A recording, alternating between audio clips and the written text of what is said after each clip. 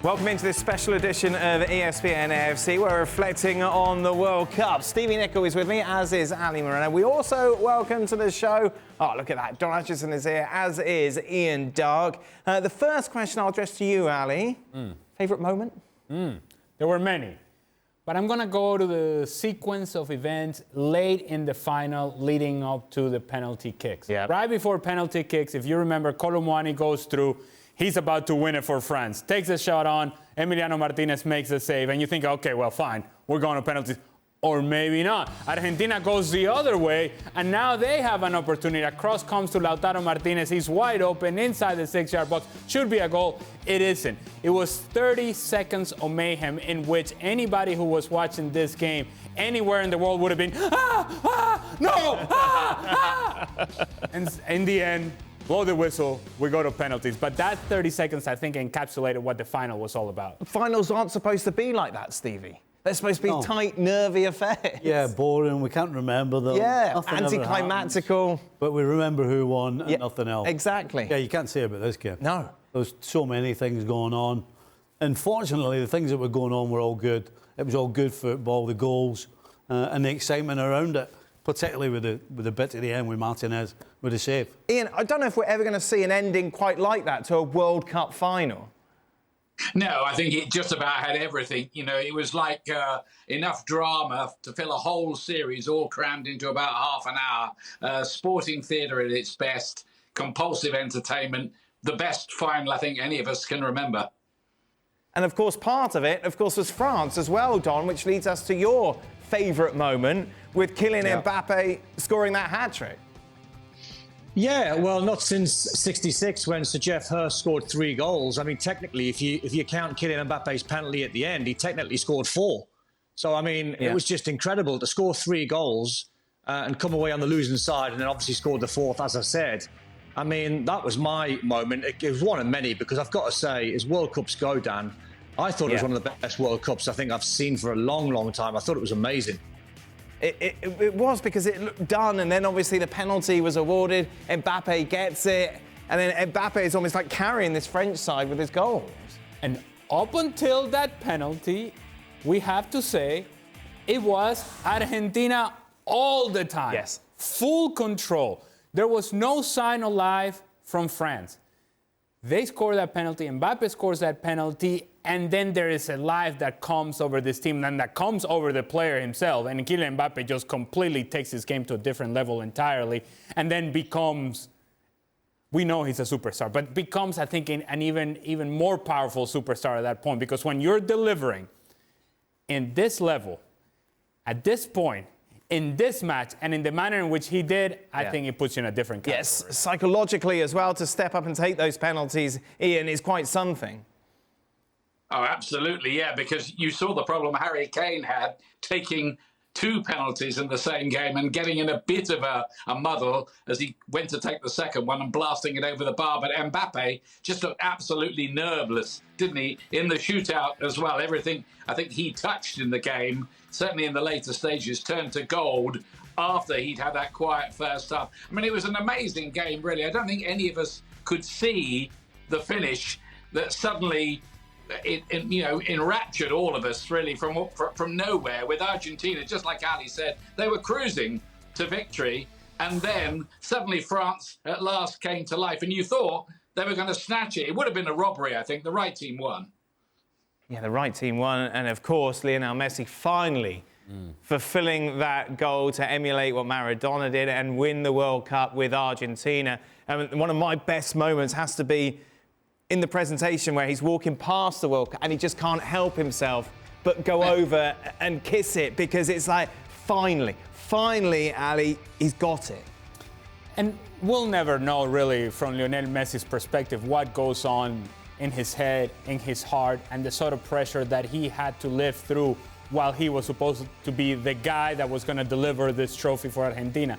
And it hadn't happened. And we didn't know if it was going to happen. And then Diego Maradona passes away. And Argentina wins Copa America. And it feels like it's all trending in the direction that maybe this may just be the year. This may just be the tournament. And they lose their first game against Saudi Arabia. And at that point, you kind of go, well, maybe this is not the year. Yeah. And you imagine all the pressure that he has felt. And in every game since that first game, Lionel Messi delivered time and time and time again. It was an individual performance from Lionel Messi of historic proportions. I don't think you can argue that it was one of the best World Cups recently. Yeah. But I think right at the very end, I think what helped it was the feel-good factor that Messi won it. Yes. Yeah. Because generally the neutral wanted Messi. Yes. Everybody I spoke to wanted Messi. I know I did. I know you did. I know everybody else here did. And so that carries on when the tournament's finished. Because if Argentina had lost that, Yeah. I don't think we'd be talking quite as... Not as excitedly about it. Well, there was it sort of topped it off. It was the right finish to the right tournament for the right team and the right guy. It's interesting because you've got a Messi moment as well, where we saw kind of the darker side of Messi. Yeah, well, you know, Ali said that we generally don't know what's in this guy's head and in his heart. Well, I'll tell you what, the Dutch game personify what is in his head and in his heart. Right. Because you know, for this guy to do anything out with just being the coolest, calmest, unemotional guy ever, he's having a go at the Dutch players in the penalties. He's up after Van Gaal at the end. And I like that. I like when people show the fire in their belly. And we don't honestly always see that about Messi. Because he generally doesn't have to, because he's that good that he does all his talking on the field.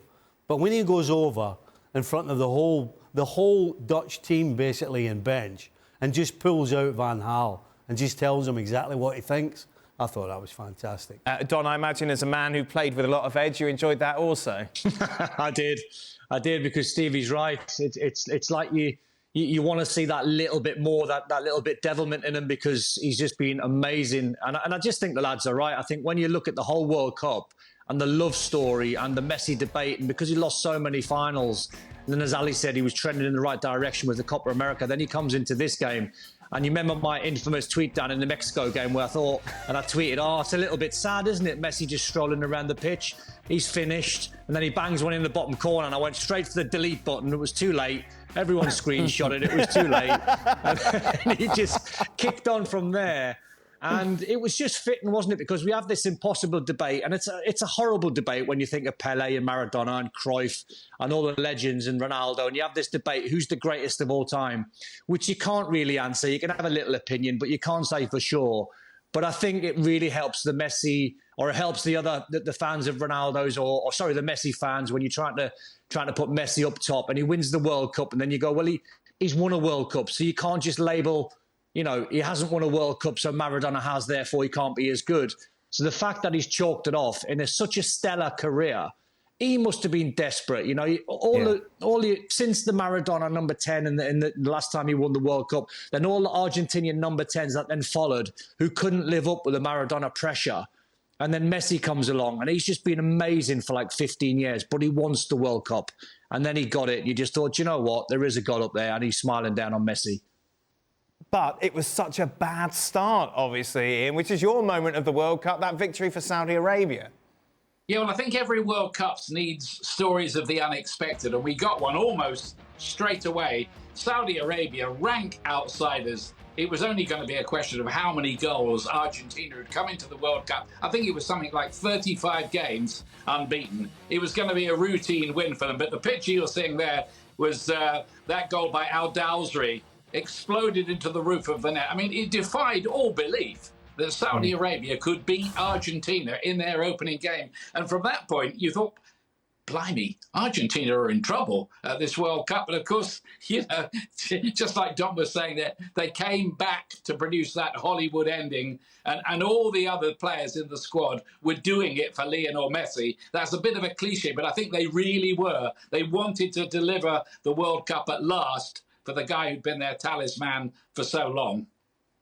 Famously, of course, as always, we do World Cup predictions before the start. Shaka Hislop went for Argentina. Then after that defeat against Saudi Arabia, he changed to Brazil. So really, Shaka had a hand as well in Argentina going all the way and winning the World Cup.